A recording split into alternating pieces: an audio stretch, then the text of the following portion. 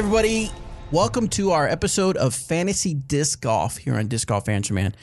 Because of the busy week we had last week with, me, Anthony, and Robert being at WACO, we decided not to, or at least I wasn't able to put out any polls, so we won't have any polls to talk about, but we're definitely going to talk about our Skip Ace results. Another thing I want to make sure that you guys understand, you're probably wondering last week, why was the Disc Golf Answer Man and the Fantasy Disc Golf out of order as far as publishing dates? Well, I thought it made sense, or it didn't make sense to publish us talking about an event once the event had already started.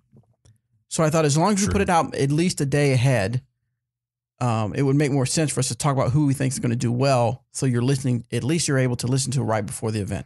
And then you'll have the regularly scheduled Disc Golf Answer Man episode. Nice. So if you don't like change, someone posted something somewhere where they were upset about it. And I said, the only thing that is permanent is change. Deep. That's you deep. came up with that yourself? Yes. No, on the spot. I saw it on a bookmark or something. On a meme. On a meme. You're a meme. Some sort of fraud. So let's talk about our results from the WACO Annual Charity Open. I'm looking at my rankings, and I actually did pretty good. I didn't do that great. I did okay. I got 89th place. I got 1,057 points. Nice. Okay. I got 164th place, and I got 997 points. Ooh, and just to let everybody know, right now we have Mr. Danny Lindahl as a special guest on the show. Mm-hmm. Yes, you're right here. Okay. He's here. I was confused. Yeah. So, Danny, how did you do? I got 118th place with 1,029 points. I beat you guys. I'm bottom of the barrel this I can't week. find Eric on Crushed here. it, Now, dude. overall standings, though, I think Danny's in the lead amongst the three of us. Oh, really? Yeah. How did Eric McCabe do for WACO, though? All events. I think he did okay. He's in between you and I on fantasy disc golf, I think. Or maybe he's just behind you. I am Overall? 60th Overall, yeah. Are you looking for Eric, EMAC? Yeah, I couldn't find it real quick. Emacs at like 180th or something like that. I'm at 102 overall. You're at what overall in Answer Man? Let's take a look here. All events, I am 167. Okay, yeah. I think he's in the 180s or something. Okay. So well, for I'm 60th, so yeah, you're winning right now. get learned. So for the WACO event, my big pick was Nate Sexton. He got me 215 points. Yeah, I picked Sexton also. Mm-hmm. Yeah. That forehand in those tight shots really comes in handy. Yeah. Which is No doubt. I also went with James Conrad, and James played well, but not as well as he did last year, so he got me 144 points. Then I picked myself as a value pick, and I got myself 102 points, which at the start of the week, I thought I was going to get myself negative points because I took an 8 on one of the holes. But anyway, and then my other pick was Mike Lidala. He's an Austin guy. He's rated 1004. He is a really good player, like really super good. They call him Mike the Machine. And he just had an okay week to his standards. He ended up getting 76 points. I think he was a couple spots back from me at WACO. So Nice. 28th or 30th or somewhere in there. But on the women's side, I got the two best you could get, picked Paige Pierce and Sarah Hokum. So got the first. What did Sarah get you? 210. That's right. what second gets you. I got Paige and Lisa Fakus. What Lisa, dude? 190? 200 points. 200, okay. So pretty decent points. I kind Yeah, not of bad. I kind of went everything in the men's in the MPO Okay. and then made sure I had enough for Paige and then got the highest rated woman I could get after that. So I ended up with Paige and Rebecca Cox in the FPO. And Rebecca had a good week. She got 180 points. That wasn't too bad. Yeah, she got fourth, I think, tied for fourth. Yeah, she had a good finish. Pretty solid, yeah. Yeah, and then I had Nate and James Conrad. Mm-hmm. I had Ricky. I thought Ricky was going to really. Ricky didn't have a good week to his standards. Yeah, he doesn't. He has that forehand, but he doesn't tend to really crush it in the woods like you would expect. Yeah, that's a good point. And I also went with Kevin Jones, my boy from Arkansas. Kevin did okay. He got you what, 80 something? 94. 94. Okay. 94. He's a good budget pick. I'm going to keep picking him until his rating catches up. Yeah. I picked, I said Sexton I picked, but I also pick Ricky Wysocki and Eric Oakley. Yep. That was a good pick Those this were week. good picks. Oakley got 14th, I think. Yeah, so he got me bad. 144, and of course, as you said, Wysocki got 146. My value pick was Robert McCall. I actually picked. I had faith in you. My man. I had faith in you. I Got that 102 points. So I appreciate that. Rounded out, give me some good points for this particular one. Now, number one in our league is James Brown. I can do that. You know why? Because my name's Bobby Brown, and people make fun of my name, Bobby Brown. So I can look at James Brown and say, James Brown. That's right. That's good, man. That's the only way I'm going to say it. That's James, good. if you ever call me, I'm going to say, hey, what's up, James Brown? So James Brown. James Brown. Let's see. If you can reach out to us, send me an email at Bobby, BOBBY, at dynamicdiscs.com. Maybe take a screenshot of your account to prove that you are actually James Brown. And once you prove that, I'll get something out to you. Yeah. Something from my goodie stash. In case you're curious, here are James's picks. He went James Conrad, Nate Sexton, Got that Coling. Big Germ, and then Garrett Gurthie. Nice. Those are his four. I was his alternate. Nice. So I would have gotten him less points than James. Right. Some points. And then he got Paige Pierce and Lisa Fakis. So pretty solid week all around. It is interesting though, like the last couple of tournaments, the highest point totals have come from people who didn't pick Ricky or Paul. Sure enough. Last week at the Memorial, the person who did the best, at least in our league, took I think it was Simon Eagle and Sexton. And I mean that's and not Ricky or Paul. Yeah. So it's interesting. You think How we did were just Double G losing- finish? What'd you say? How did Double G finish? Like a Double G tied for fourth, I think. Wow. He played well. Yeah, there he is. So you think people are just losing faith maybe a little bit in Ricky and Paul? I don't think it's that necessarily. At least I'm not. What I do think it is that they're just expensive. And something where you're under a salary cap, that's, I mean, they're 10 and 12 points like more than anybody else. And so they have to do good. Yeah, Whereas you're they need to go one or two to be worth the pick. Right. And so far they haven't.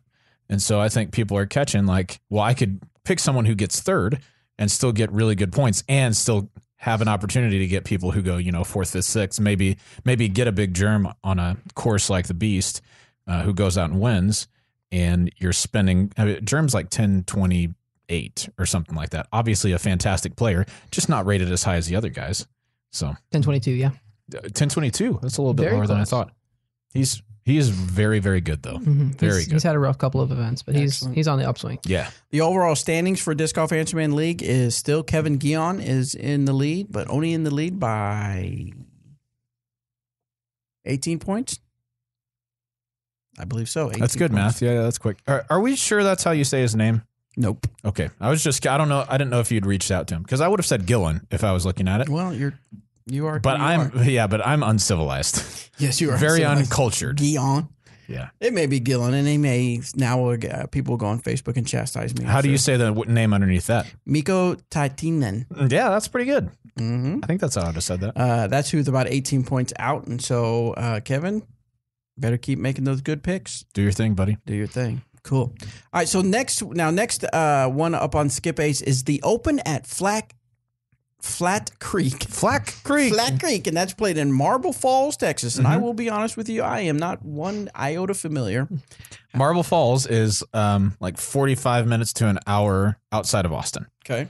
So I'm familiar with this course. It got put in just before we moved to come up here. And it is on a winery, and it is beautiful.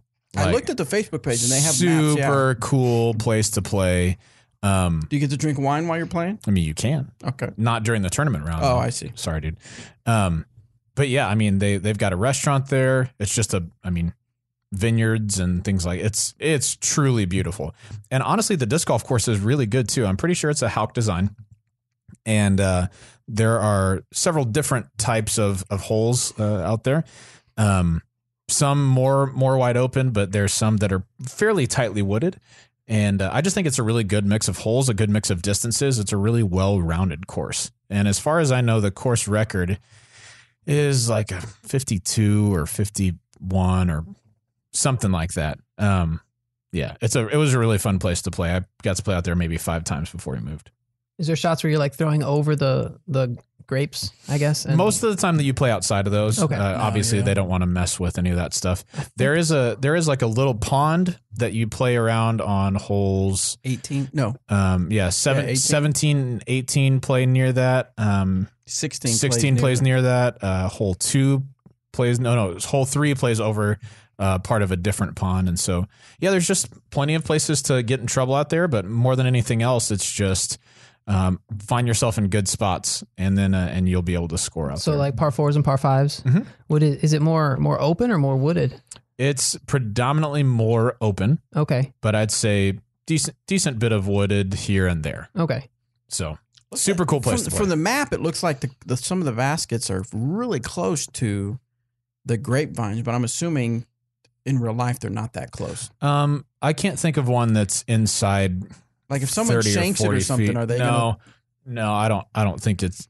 There's only one that I can think maybe you would get to them, and it's the par 4 18th, and that's if you just threw 2 straight and just smashed it. Oh yeah, I see that. It seems like there's a lot of just looking at the distances. There's like 500-600 footers.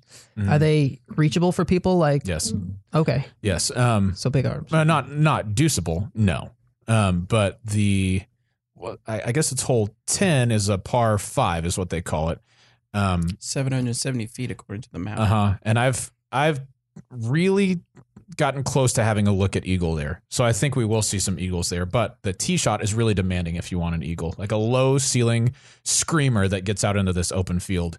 And then you've got about 380 from there to the basket that's perched up kind of on a ledge, really easy to roll off of toward the water, into the water, anything like that. So it's like tempting for the big arms, but really not rewarding for that extra bit of distance. Correct. But I mean, if you land it close, you can definitely score. Yeah. So that's good design then. It's an awesome place. Well, of course, play. it's Hawk design. So Yeah. Do you get to stomp out the grapes to make some wine if you want? Mm-hmm. No. Okay. Or maybe you could. I never asked to. Oh, okay. Maybe you should have. I should have. Yeah, because at the end of a disc golf round, what I think anyone wants more than anything is to have my dirty feet on their future wine grapes. That's not what they want, Bobby. That's not what they want. Totally not what they want. extra flavor. I figured you'd wear like a brand new pair of shoes or something might help. Yeah, Yeah, definitely wouldn't mess them up or anything. No, it would not. Yeah, you would not get any stains on. No. You're good. You're definitely good at that point. Perfect. All right, so that's kind of what we can expect from the course. Taking a look at the PDGA registration, the current registration, there's some big names that'll be out there. Yep. We've got the Ricky Wysocki, James Conrad, Bradley Williams, Nicola Castro, Coling, Owens, Peter McBride, Barsby. So, it's a lot of the normal people. I don't see Paul McBeth. No, he said I was talking to him at Waco. He said he's going to go back home for a little while, I think. Okay. Yep. Take a little break. Mm-hmm. So, at least I think. I could be wrong. So what we'll do now, like we've done in the past, we're not going to specifically talk about the exact picks that we're going to do for our fantasy disc golf, but we're going to talk about a few people that we think might do well and might end up on our picks list. Again, I'm not even after talking about the course. I don't know. I know some people's play. I don't know enough to really. Sure. I'm just going to go with maybe. It's a pretty new course, Yeah. so it'll be new to almost everybody on the list here. And so I think most of my picks will be kind of safe picks. Sure, that's fine. So, however, I don't know. Ricky Wysocki. I don't. He makes me nervous now. Yeah. As a pick. Yep. Not saying he's a bad player. He obviously plays very well. And he's he just putted, not playing up to his standards. Right. He missed one putt inside the circle at Waco this last weekend, and it was his very first hole of the tournament. Wow. At least I think it was the first hole of the round. I'm pretty sure it was his first round. Yeah. He's still putting well. I guess he didn't give himself many opportunities, or at least enough opportunities. Do we think Jeremy Coling's going to keep on the hot streak? I think Jerm will play well out there. I don't think a forehand is a huge advantage out there. There are places where, yes, it's definitely helpful to have a forehand, but it's not like the beast where you can just go forehand, drop an eagle or make a putt for eagle or whatever. I think Bradley's going to play really well out there. Mm-hmm. That sort of course where he's got plenty of distance out in the open, and then he can shape shots in the woods. I think he's going to play well out there. But my person to watch for will be Peter McBride. Peter is on Hey, Peter. one. Right? Yeah. Hey, Peter, check out Channel 9. Anyway, Peter is on one right now. And his form, you know what I found out? People on tour, his nickname is Butters on tour. I didn't know that. Because he just has the buttery smooth form. That's true. And and he throws far with it too. And so I would take Peter to play really well out there.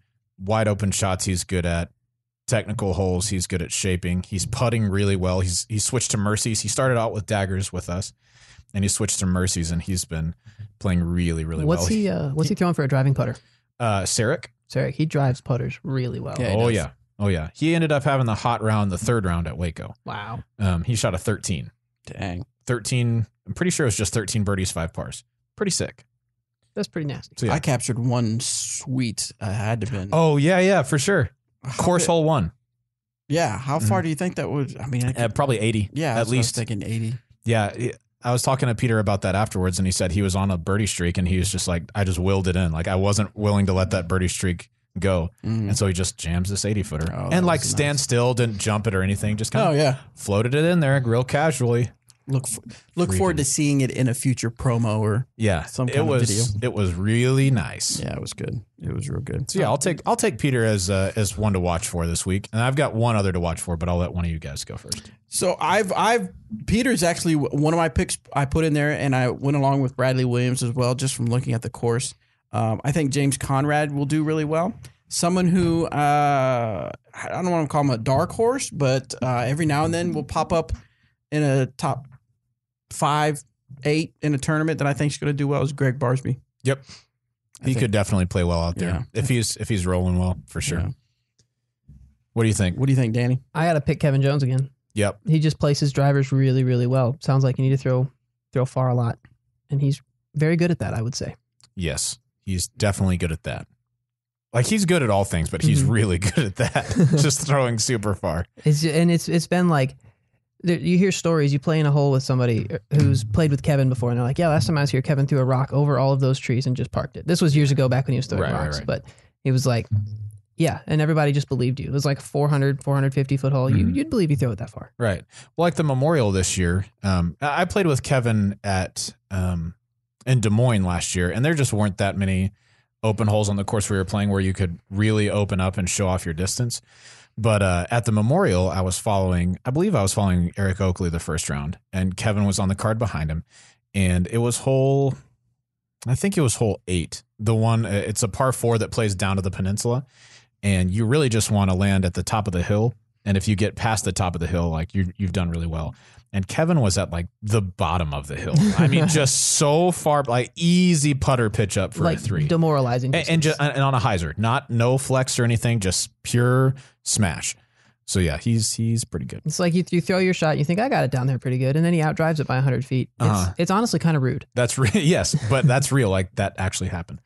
One other person to watch for who is definitely on the up and up, and if you haven't heard of him yet, I promise you will, is Emerson Keith.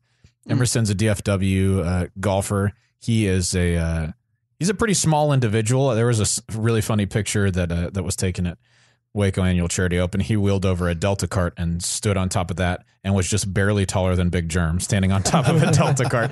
But yeah, Emerson throws very far, very easily. His form is really compact and clean, and he's a committed putter. He's a spin putter, and he's one to watch out for. He's a really, really good player for sure. Yeah, it's hard to throw farther with a smaller frame too, because just your arms aren't as long. Right. So, unless you're Paige. Or Emerson. Yes, they both bomb. Yeah. Speaking of Paige, she's not going to be playing in this particular event, so she's not a safe pick. Air quotes, if you can, air quotes. She's not a safe pick for this week. She's actually going to be here in Emporia, Kansas. If you hear this in time and you love supporting Paige Pierce and what she's doing, we are celebrating her 100th win with the WACO Annual Charity Open, and her being the highest rated female disc golfer in the history of disc golf of all time. 978. 978. Crazy. And if you know Paige and you follow her story, you know she is not done when it comes to her rating. No, she's coming after 1,000. Yeah. And she's well on her way. Yeah. So what we're having to do is if you purchase anything from dynamicdisc.com from Friday, March 23rd through Sunday, March 25th, and in the notes you put you would like to have Paige sign the disc, she will be made available to sign those discs for you. So, and we'll get those out on Monday or Tuesday. Again, that only this weekend. You've got to put it in the notes, and it must be purchased online from Friday through Sunday. So for my female picks, I'm going to go ahead and put, I believe, unless I read into something more, I'm going to have Sarah Holcomb. Yep. And Jessica Weiss. I think Jessica's been playing very well. Mm-hmm. She struggled a little bit at WACO, right? She didn't play a little bit. To her standards, she didn't play as well as she has. But boy, at the Memorial, she did really well. Mm-hmm. Tied with Lisa for second place, and watching her putt and just, I don't know. I don't follow Jessica a lot, but just from traveling a lot, I've obviously seen her, and there was just something different about her demeanor, her attitude, that I think she really wants to do. This is going to be a year where she can do really well. Mm-hmm. And she's very good for sure. Yeah. I'm a toss up between Sarah Holcomb and Katrina Allen. Katrina has all of the talent in the world. But she just can't seem. There's something holding her back. I talked to her about it a little bit at WACO, and she just said right now she just has the yips putting.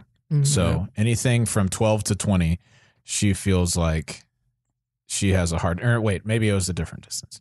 Somewhere in there, from like 15 to 25 or somewhere. Yeah. If she's shorter than that, no problem. If she's longer than that, of course she's going to commit to it.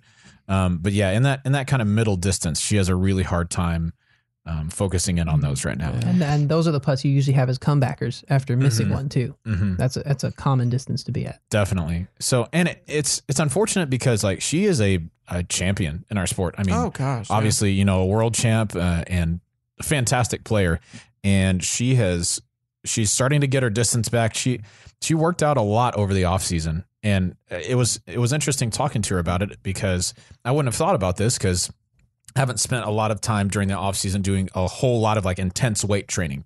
But that's what she was doing. And so our posture in disc golf is mostly kind of bent over. We're not, like really good posture when we're playing disc golf. A lot of it is arched over and hitting angles and things like that. And when you lift heavy like she does, like everything kind of stands your posture up a little bit. And so she's having to adjust a little bit to getting back to that kind of more bent over posture when you're throwing hyzers and putting and things like that. So I think once she catches her stride, she's going to be, just exactly the same player that we remembered, who's going to be challenging every weekend. So I'll pick her this weekend. I like her chances out there. Danny? I had the same as you. I had Jessica Weiss and Holcomb, yeah. Because I think they're going to do well. Just the crushing forehand on Jessica is just insane. She's smashing. And Holcomb played really hot this last weekend. So yep. And yeah, even on a course that maybe isn't designed for the sidearm person, but Sarah can just shape those shots so well with that. Mm-hmm. There's so many times that, because I'm, filming Paige a lot, so I get to see a lot of the women play. But watching some of the girls when they throw the backhand and you see Sarah walk up and then just the distance she gets, the way she shapes that shot, gets it out there. Man, she's good with that form. And having the forehand where you can keep looking at your target is really key with the placement too. Mm-hmm. You don't have to turn your back. She threw a couple of shots this weekend that I remember thinking if I was in that spot, I would just be in trouble. Like I'd have to throw, like a patent pending, real floaty, touchy backhand. And she just got over the disc and like right foot behind the disc and threw a forehand hyzer with her arm basically parallel to her shin behind the disc and just easy in the fairway like you planned it. Yeah. She can control angles really well for sure. Well, there are our thoughts on what's it called again? Flat Creek. The Open at Flat Creek. So make sure you get your picks in before picks close in one day. It starts March 22nd. So Thursday. What is it? Thursday, Friday, Saturday round? I think so, yeah. Oh, okay. So get your picks in as soon as you hear this. Make sure you get them I do have one question about the course, Robert. Yes. If a creek is flat, it's not flowing. So it's just a pond. Get out of here. Okay. We don't have any room for those things. No logic in disc golf. Yeah, get out of here. So one thing I do want to talk about, okay, so this is spoiler alert. Hopefully you've watched, or by now who's won MPO and FPO. So if you haven't, turn this off now. Turn this off now because I don't want to get any emails or people on Facebook telling me. Why did you spoil it? I was going to watch it. So anyway, One thing I do want to mention is congratulations to Giggler, Donald Ellsworth, Team Dynamic Discs. Yeah, big comeback. Yeah, Masters MP40 Plus. He hurt his hand. He had a thorn going into his hand. And he said, what did he say? He looked down and he saw on his slammer blood. Yeah, he was picking up. He's got a white prototype slammer that he throws for basically everything, all shots. And he's good with it. Yes. And speaking of, if you've ever played the Beast, he played course 18 at the Beast, which is a par 5, slammer off the tee, slammer out of the green, 50 or 60 foot putt, eagle. So that's silly. If you've ever played that hole, go try and throw slammer twice and see if you're even close to circle 2. Anyway, so he put a thorn through his hand and went to pick up his white slammer, and it was just red. Yeah. Just because he was bleeding so much. Yeah, and he said it swole up a little bit. So he was actually second to last place. Yeah, he finished the first round at a 71. Yeah, which was for him, I mean, not close to what he. I remember looking at Robert and going, "What happened? You know, this is not Donald." And so then the second day he shot a 60. Something like that. He popped off the next couple of days. And then the third day he shot a 56. So he went from second to the last place to second place. Yeah, pretty sick, man. Made up 15 strokes over the day 1 to day 3. So congratulations to Giggle. But what I wanted to talk about was, before we get to that, make sure if you watch any of the female, you need to watch all the female rounds. But if you watch one round, watch the last one. I am telling you, it is such a nail biter. Paige Pierce does another amazing job of catching up. She was down by 7 strokes, I believe, going into round 3. Either 6 or 7. 6 or 7. Remember. Made up all the strokes coming out of the woods, coming out of the Beast. I think she was one back when she came out of the woods. Okay, but that's still. But think about this. To make up that much over Sarah in the woods. Exactly, because last year they were kind of close, and she got back by a lot when she was in the woods, because that's where Sarah thrives, right? With the angle control, and there are definitely some forehand friendly holes in the woods that Sarah just eats for lunch, right? Yeah. But Paige not only kept up, but made up strokes on her because she was just pushing and she was birdieing everything, and it was awesome. So anyway, they come out of the woods and she's only one back. And then by hole 17, they're tied, right? No, Paige had her by 2 going into hole 17. That's right, had her by 2. And then by hole 17, had her by 2. At the end of hole 17, she was trailing by 2. She took a hot 8 on that hole, and I know a lot about that because I did the same. Oh my gosh! Because she threw. Okay, again, I can recount this. She threw it off the tee, and it had a good distance, had good shot, but it was unfortunate. She was just short of the corner where you need to be looking straight. Right, and she had 2 trees in front of her. And she tried to, I think it was their Marshall. She just tried to jump putt to a flat spot. And it didn't Yanked it to the right and straight OB.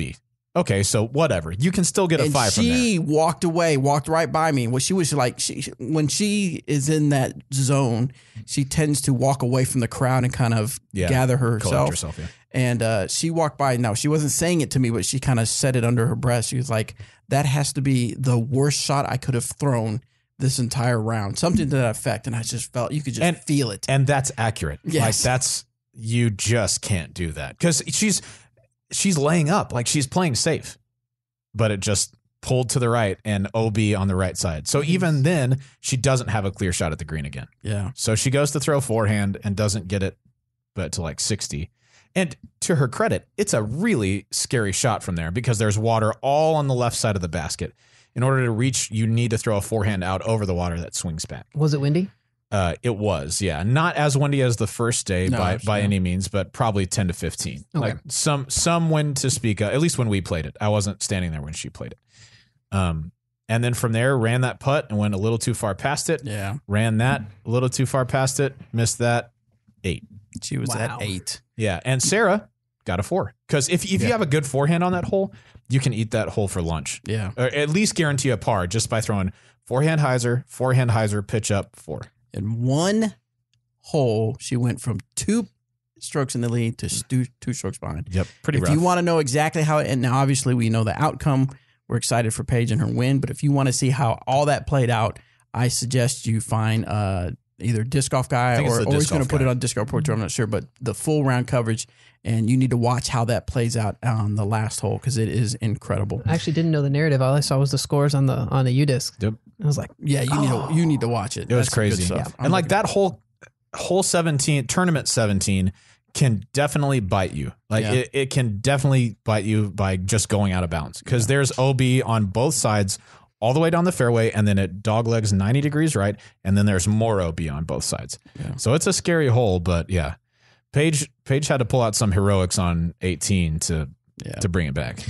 But the other thing I do want to talk about is get your all's thoughts on what happened with Nate Perkins and Jeremy Colling. So, oh man, it got down to, we actually had a rain delay ended up being 30 minutes, 40 minutes maybe? It was about 40. Okay, so we had a lightning delay, not a rain delay, a lightning delay.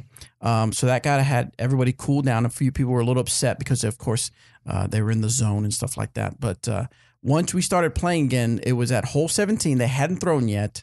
They end up throwing, go to hole 18, and we were tied. Yeah, and they were tied going into 17 too. They both birdied 17, which is sick. Yeah. Like that is such a good three.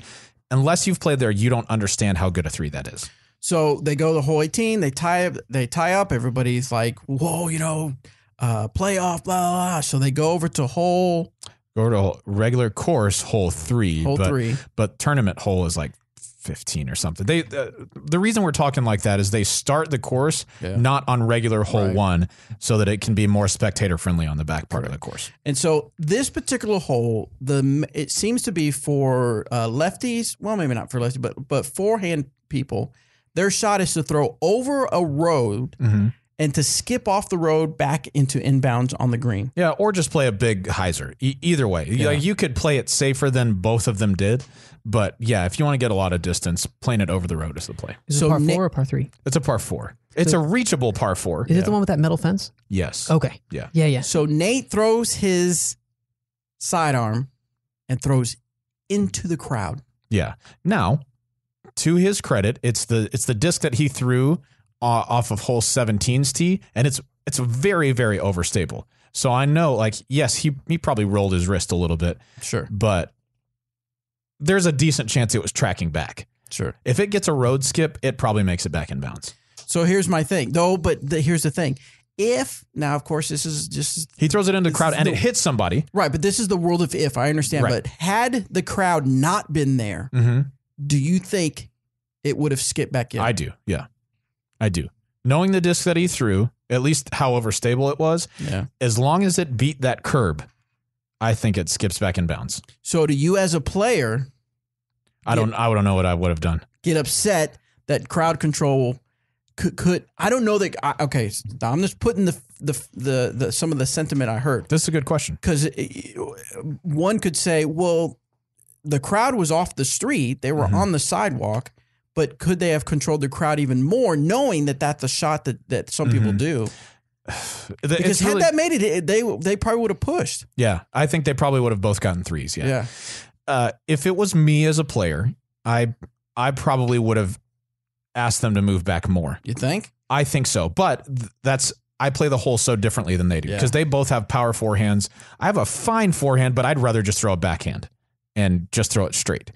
And so I think the responsibility falls on the person who got hit.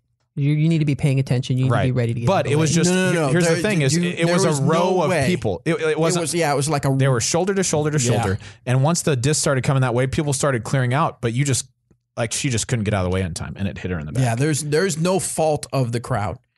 Other than could crowd control have said, in other words, the tournament could have said, you guys need to step back even more because of the shot. It'd be just like, let's say for whatever reason, because that was the last card, cars would have been parked there. Right. Would the tournament have said, hey, you guys need to move your cars? Probably so, yeah. Yeah, it was just honestly a truly unfortunate situation, and you can't blame Big Germ. No, not at all. Because at that point, it's definitely a what if game. Because maybe it doesn't quite even get past the left curb and stays OB right there. Who knows? Maybe it skips on the road and catches the right curb, like right by inbounds, and bounces out. Sure, impossible to know. So for Big Germ, he didn't do anything wrong. He just played his tee shot inbounds. Now, he hung his a little bit more over the road than I think he wanted to, but he just played his inbounds. When it happened, I thought to myself, if I was in that situation and it looked like somebody just clearly got robbed, like somebody interfered with that shot, would I have just pitched mine down the fairway 3 times, dropped in for a 4, and then, let him get his 4 and say, all right, now we're playing? Like, no, you got to play what's but I was thinking, I agree, but I was thinking like, it's an option, it's something I think I would have thought about. I've heard of Yuli doing that before. I was there when that happened. Oh yeah. Mm-hmm. So here's an example of what that was. Okay. This was at Veterans Park Open, VPO on, it was pretty rough baskets at the time. And this was on a temporary rough basket. He and Double G were in a playoff together, Ulibarri and Double G.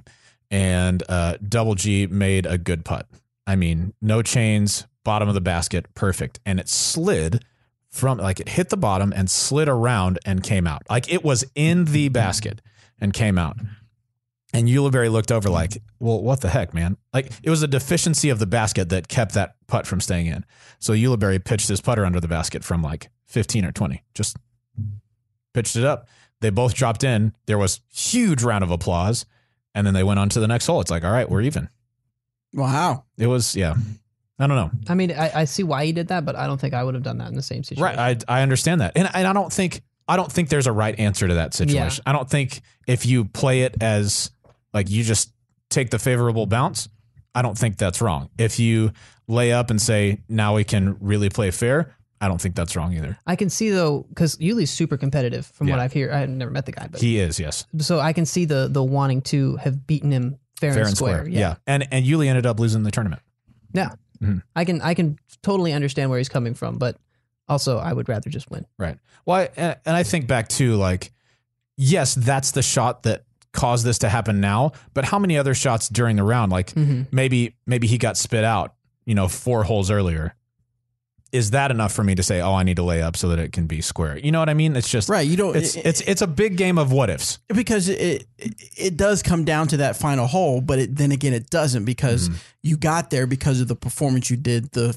Whatever, how many holes? Yeah, 54 before 54 holes before that, and almost if you lose because of that, you can say it's because of the luck, and it's kind of less of a weight. It's like you did everything you could. Yeah.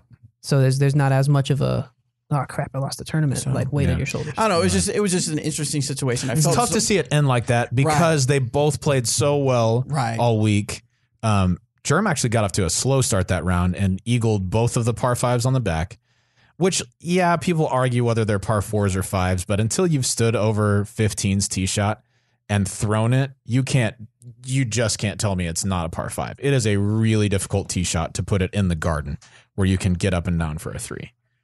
So anyway, just tough that it ended that way, but that's 2-time champ for Big Germ right there. And both of them happened by his opponent throwing up beyond that hole.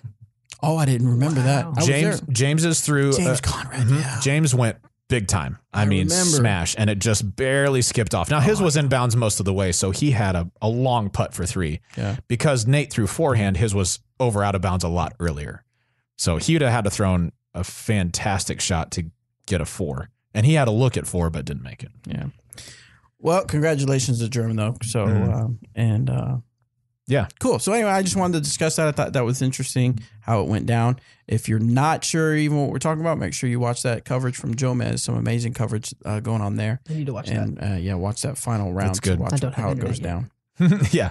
It's such a fun place to play. Like that course will tell you if you are committed to your shots or not. Yep. Because you can easily find trouble if you aren't. Excellent. I like it. Get your picks in, guys. Skipace.com. If you haven't joined yet, hurry up and join. We're still going to do giveaways per each event. Maybe not every single event, but you never know which event we're going to do. So go to leagues and join the DGAM league. Just use the code DGAM and have some fun with us. I guess that's it. Yep. Next up, we will see you guys tomorrow on the Disc Golf Answer Man regularly scheduled show. Bye.